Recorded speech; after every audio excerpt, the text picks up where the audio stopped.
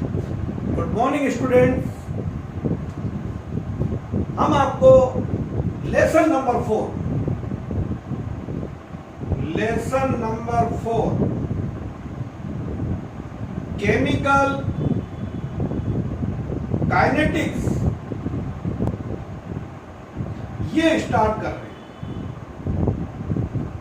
तो lesson number 4 chemical kinetics सुनिए।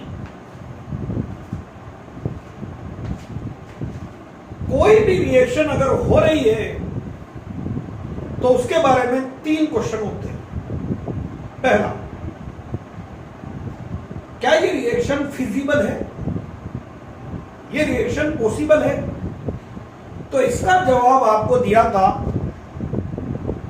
11th का चैप्टर नंबर 6 थर्मोडायनेमिक्स, जिसमें आप डेल जी गिब्स एनर्जी की वैल्यू कैलकुलेट करते थे। If del G is positive, then reaction is not feasible. Del G is negative, then reaction is feasible. पता चल गया कि रिएक्शन हो रही है कि नहीं हो रही है। तो सेकंड क्वेश्चन आता है कि रिएक्शन अगर हो रही है तो किस डायरेक्शन में हो रही है। तो इसका जवाब दिया था 11th के लेसन नंबर 7 इक्विलिब्रियम, ली शेडले प्रिंसिपल। अगर आप कंसंट्रेशन ऑफ रिएक्टेंट इंक्रीज कर रहे हो, equilibrium will shift in forward direction. अगर आप कंसंट्रेशन ऑफ प्रोडक्ट इंक्रीज कर रहे हो, equilibrium will shift in backward direction. तो 2 क्वेश्चन हो गए। तो तीसरा आया, पहला हो गया रिएक्शन हो रही है कि नहीं हो रही है, दूसरा रिएक्शन हो रही है तो किस डायरेक्शन में, और तीसरा रिएक्शन अगर हो रही है तो उसकी रेट, उसकी स्पीड क्या है। और वही जवाब देने जा रहा है chemical kinetics, branch of science, branch of chemistry which deals about rate of chemical reactions and factor affecting of rate of reaction, mechanism of reaction is called chemical kinetics. Branch of chemistry which deals about rate of reactions, different types of rate of reaction, factor affecting of rate of reaction and mechanism of chemical reaction is called chemical kinetics. तो chemical kinetics में आपको बता दिया कि आपको पढ़ना है rate of reaction. तो पहला वर्ड ही आपके पास में आता है रेट ऑफ रिएक्शन। पहला वर्ड आ गया रेट ऑफ रिएक्शन। देख लीजिए, हमने आपको 2 रिएक्शन दी, दोनों में रिएक्टेंट के 10 मोल्स 10 मोल्स, इसमें भी रिएक्टेंट के 10 मोल्स है, इसमें भी रिएक्टेंट के 10 मोल्स है। आफ्टर 1 सेकेंड ए वाली रिएक्शन में 10 मोल्स ऑफ रिएक्टेंट से वो रह गए 4, that mean 6 convert into product. दूसरी वाली जो बी रिएक्शन है उसमें 10 से रह गए 6, यानी 4 मोल कन्वर्ट इनटू प्रोडक्ट। आप एक बार में बता दोगे कि किसकी रेट ज्यादा है, एक ही रेट ज्यादा, क्योंकि यूनिट टाइम में एक ज्यादा रिएक्टेंट, ज्यादा मोल्स ऑफ रिएक्टेंट जो है, more moles of reactant convert into product, वो प्रोडक्ट में कन्वर्ट हो रहे, तो रेट ऑफ रिएक्शन आ गई। बोलो भाई क्या आ जाएगा? Change in concentration of reactant और product in unit time is called rate of reaction. Change in concentration of reactant और प्रोडक्ट, रिएक्टेंट की कंसंट्रेशन टाइम के साथ डिक्रीज होगी और प्रोडक्ट की कंसंट्रेशन टाइम के साथ इंक्रीज होगी। तो change in concentration of reactant और product in unit time is called rate of reaction. आपको इसके लिए फॉर्मूला बना देते हैं हम लोग। तो rate of reaction, rate of reaction is equal to, यहां पर भी आ जाएगा change in concentration of reactant और प्रोडक्ट, कोई भी एक ले सकते हो, over time taken in this change, time taken in this change. लीजिए भाई, देख लीजिए, change in concentration of reactant और प्रोडक्ट, रिएक्टेंट की कंसंट्रेशन टाइम के साथ डिक्रीज होगी और प्रोडक्ट की कंसंट्रेशन टाइम के साथ इंक्रीज होगी over time taken in this change. It is called rate of reaction. अब कैसे एक्सप्रेस करें? यहां पर ले लीजिए आप, सपोज कीजिए इनिशियल, ये इनिशियल कंसंट्रेशन वो है आपके पास में C1, फाइनल कंसंट्रेशन वो हो गई C2, या इसको भी हम लिख सकते हैं इधर से, सपोज 8T1 और 8T2. तो यहां बोलेंगे हम लोग change in concentration, del C is equal to final minus initial, C2 minus C1, और यहां पर पे हो जाएगा बेटा change in time, del T is equal to T2 minus T1.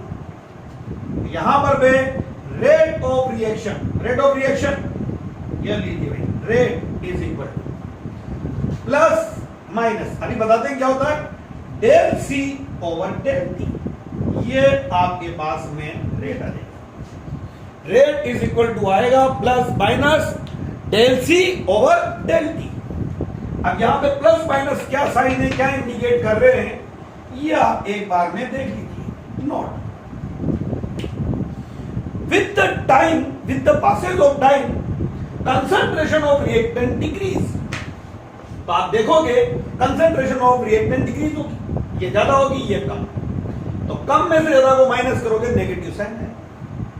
तो अगर नेगेटिव साइन आ रहा है तो इसका मतलब आप रेट ऑफ रिएक्शन जो मेजर कर रहे हो वो किसके रेस्पेक्ट में मेजर कर रहे हो, रिएक्टेंट के रेस्पेक्ट में. प्रोडक्ट की कंसंट्रेशन टाइम के साथ इंक्रीज होगी, पहले उसकी कंसंट्रेशन कम होगी, बाद में ज्यादा हो जाएगी. तो आप बोलोगे ज्यादा माइनस कम पॉजिटिव. तो पॉजिटिव साइन इंडिकेट कर रहा है कि आपने रेट ऑफ रिएक्शन जो है वो प्रोडक्ट के रेस्पेक्ट में मेजर करा है. दोबारा बोल देते हैं नोट में, negative sign of rate of reaction indicate that concentration of reactant decrease with the time, but positive sign of rate of reaction indicate that concentration of product increase with the time. Rate कभी भी positive और negative नहीं होती है. Rate कैसे positive negative, यहां तो sign ये बता रहे हैं आपको, रेट कभी भी पॉजिटिव नेगेटिव नहीं होगी. साइन ये बता रहे हैं कि आप किसके रेस्पेक्ट में रेट मेजर कर रहे हो. रिएक्टेंट के रेस्पेक्ट में अगर मेजर कर रहे हो नेगेटिव, क्योंकि कंसंट्रेशन डिक्रीज होगी, और अगर प्रोडक्ट के रेस्पेक्ट में मेजर कर रहे हो तो आपकी रेट ऑफ रिएक्शन जो है वो आएगी पॉजिटिव. रिएक्टेंट के रेस्पेक्ट में नेगेटिव और प्रोडक्ट के रेस्पेक्ट में पॉजिटिव जो है रेट ऑफ रिएक्शन आती है. ठीक है, ये इसके साइन हो गए. अब आते हैं आपके पास में types of rate of reaction. लीजिए भाई, types of rate of reaction कुछ भी नहीं. सबसे पहले रेट ऑफ रिएक्शन में आती है आपके पास में एवरेज रेट. एवरेज लीजिए, एवरेज रेट ये वाली जो आएगी आपके पास, इसके लिए आर रेट ऑफ रिएक्शन, और यहां पर भी आप एवरेज लिख सकते हैं, आर स्मॉल करके, आर स्मॉल पर ये एवरेज. एवरेज सबको पता है एवरेज कैसे निकालते हैं. एक एक वर्ड का खेल है. आप ले रहे हो यहां पर time interval between T1 to T2. कभी रेट ज्यादा हो गई, कभी रेट कम हो गई, तो आपने एवरेज लिया यहां पर पे. तो क्या बोलोगे इसके लिए, आप लोग बोलिए, at the time interval, at the time interval change in concentration of reactant और product with respect to time. With respect to time,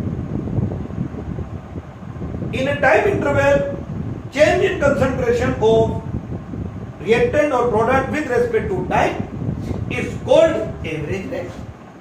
तो एवरेज रेट के लिए आपको T1 और T2 के बीच में रेट लेनी है, तो R average is equal to plus minus del C over del T।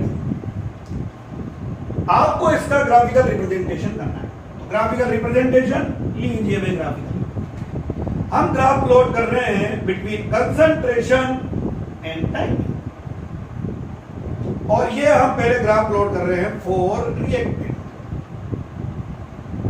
सबको पता है initially T is equal to concentration of reactant ज्यादा होगी और टाइम के साथ ये डिक्रीज होती है, टच नहीं करेगी, क्योंकि एक रिएक्शन को कंप्लीट होने में इनफाइनाइट टाइम लगता है। कोई भी अगर एक रिएक्शन है तो उसको कंप्लीट होने में इनफाइनाइट टाइम लगता है, पर हम एक पर्टिकुलर कंसंट्रेशन के बाद ये मान लेते हैं कि चेंज इन कंसंट्रेशन जो है वो नेग्लिजिबल है। और अब आप इसमें दो टाइम ले रहे हो, लीजिए ये हो गया T1 और ये हो गया T2। तो इस पर पे ये आपकी कंसंट्रेशन आई C1 और यहां पर पे कंसंट्रेशन आई C2। ये टाइम इंटरवल, तो ये तो टाइम इंटरवल हुआ आपका डेल T। ये आपका कंसंट्रेशन में चेंज हुआ डेल C।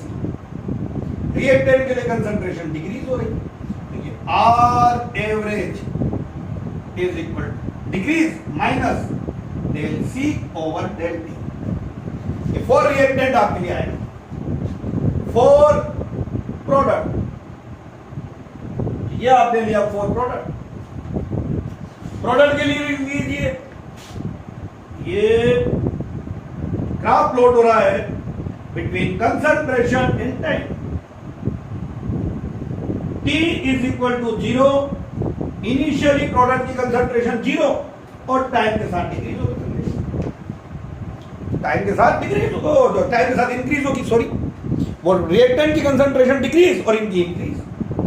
वही आपने टाइम इंटरवल लिया T1 और ये T2, तो T1 पर पे कंसंट्रेशन होगी C1, T2 पर पे कंसंट्रेशन होगी C2। तो यहां पर पे R एवरेज पॉजिटिव साइन आएगा del C over del T। लीजिए ये हो गई एवरेज रेट। आप यहां से कोटा जा रहे हो, बूंदी से कोटा 40 किलोमीटर की डिस्टेंस। आप यहां से 9 बजे निकले, 10 बजे वहां पहुंच गए। आप आपकी स्पीड क्या बताओगे? 40 किलोमीटर पर आवर। बट आपको पता है कि आपकी पूरे टाइम स्पीड 40 किलोमीटर थोड़ी रहेगी, कहीं 60 भी होगी, कहीं 80 भी होगी, कोई सामने आ जाएगा, ब्रेक लगाओगे तो 0 भी होगी। तो आप बिटवीन 9 to 10 टाइम इंटरवल में आप एवरेज निकाल रहे हो। ये रेट होती है एवरेज रेट। तो क्या बताया मैंने एवरेज रेट के बारे में, अगर आपने सुना गौर से तो एवरेज रेट के बारे में बताया मैंने, वर्ड लग गया आगे, at a time interval change in concentration of reactant and product in unit time. At a time interval word आना चाहिए with respect to time is called average rate. तो ये एवरेज रेट जिसके लिए हम R average is equal to यहां पर ले लेंगे plus minus del C over del T, और इसका ग्राफिकल रिप्रेजेंटेशन भी मैंने आपको बता दिया। देन इसके बाद में आपके नेक्स्ट टर्म, ये तो हो गया आपके, नेक्स्ट टर्म आती है इंस्टेंटेनियस रेट। नाम से क्लियर हो रहा है, इंस्टेंटेनियस रेट। एक पर्टिकुलर टाइम पर, जैसे बूंदी से कोटा जा रहे हो तो बिल्कुल रामगंज बालाजी के गेट के वहां क्या वेलोसिटी, कोई ट्रैफिक नहीं है तो 60, थोड़ा ट्रैफिक है 40, कम है तो 20, जो भी है, तो उस पॉइंट पर पे जो स्पीड है उसे इंस्टेंटेनियस रेट। तो नंबर 2 रेट आती है आपके पास में इंस्टेंटेनियस रेट, और एट ए टाइम इंटरवल हटा दो और उस जगह पे आप वर्ड डालोगे at a particular time. At a particular time change in concentration of reactant with respect to time is called instantaneous rate। तो उसको instantaneous rate बोला जाएगा, होता एट टाइम इंटरवल, और ये है आपके एट द पर्टिकुलर टाइम। फिर इसका ग्राफिकल रिप्रेजेंटेशन और ये आपको नेक्स्ट वीडियो में बताते हैं। Okay, thank you.